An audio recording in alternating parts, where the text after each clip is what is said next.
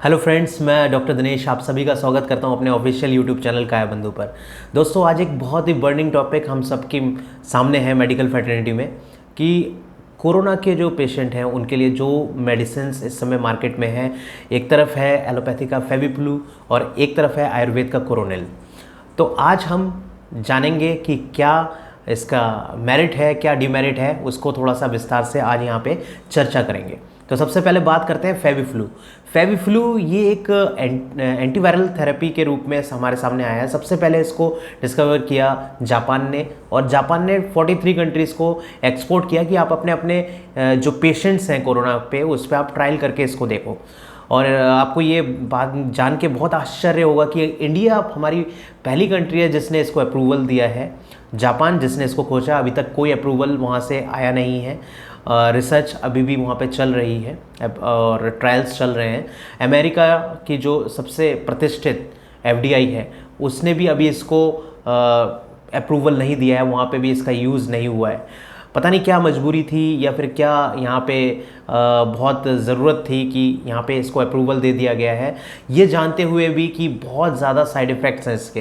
क्योंकि ये देखने में आया है कि जब ये हमारे बॉडी में जाता है, एसिमिलेट होता है, तो इसकी जो फार्मेकोकाइनेटिक्स है उसकी बात मैं अगर मैं करता हूँ और डायनामिक्स की बात करें तो ये हमारे स्पर्म और हमारे स्टूल और यूरिन तक भी इसके ट्रेसेस पाए गए हैं। और ये क्या काम करता है कि ये आरएनए के रेप्लिकेशंस को रोकता है। तो ये देखने में आया है कि ये प्रेगनेंसी में बहुत ज़्यादा हार्म कर सकता है, क्योंकि at the time of contact जो हमारा स्पर्म अगर ओवम से फ्यूज़ होकर जो जाइगोट बनता है तो ये कहीं ना कहीं जेनेटिक डिफेक्ट लेके आ सकता है। और अगर ये जो कोरोना वायरस का जो आरएनए है उसके रेप्लिकेशन को रोक सकता है तो कहीं ना कहीं हमारे जो सेल्स हैं उनके भी आरएनए और डीएनए को भी डिफेक्ट कर सकता है। अभी भी इस पर रिसर्च चल रही है।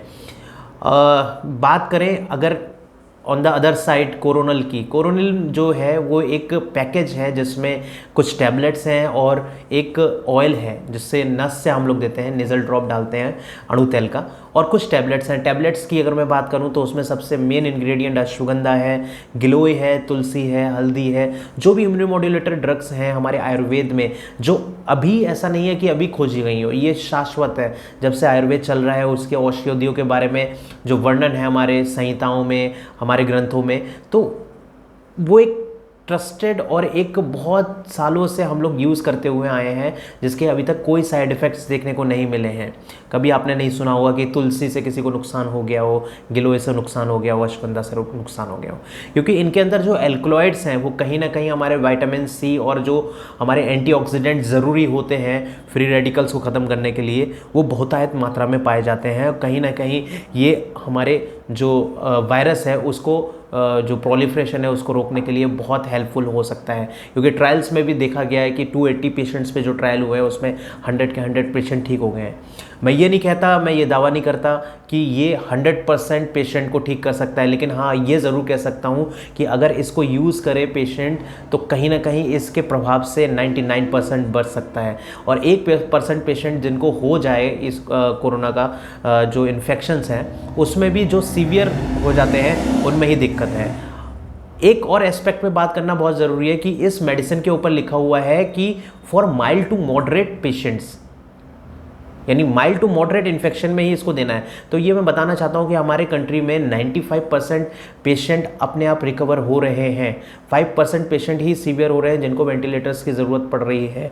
और जो मोर्टेलिटी रेट की अगर हम बात करें तो वो भी कहीं ना कहीं 5% के अंदर ही अंदर ठहरती है। तो माइल्ड टू मॉडरेट पेशेंट तो अपने आप ही ठीक हो जा रहे हैं, तो उसमें इस मेडिसिन को लेने के क्या सिग्निफिकेंस हो सकते हैं, क्योंकि इसकी थेरेपी भी देखें तो बहुत कॉस्टली है। अगर कॉस्ट की बात करें दोनों तरफ, फेविफ्लू और कोरोनिल, तो यहाँ पे जो कॉस्ट पड़ रही है एक थेरेपी की वो पड़ रही है लगभग 10,000 रुपये से ज़्यादा, और यहाँ पे 500 रुपीज़। तो कॉस्ट इफेक्टिव भी है कोरोनिल। अब आपको ये तय करना है कि आप अगर इन्फेक्टेड होते हैं तो आपको क्या लेना है, वेदर ये आपको आयुर्वेद लेना है या फिर मॉडर्न मेडिसिन फेविफ्लू लेना है। बिकॉज फेविफ्लू नो डाउट उसमें भी रिजल्ट्स हैं, तभी DCGI ने उसको अप्रूव किया है, बट उसके सिम्टम्स देखते हुए, उसके साइड इफ़ेक्ट्स देखते हुए कहीं ना कहीं हमें कॉशियसली उसको यूज़ करने की ज़रूरत है। फैसला आप पे छोड़ता हूँ कि अगर आप ग्रसित होते हो तो आपको आयुर्वेद यूज़ करना है या फिर allopath. Thank you very much.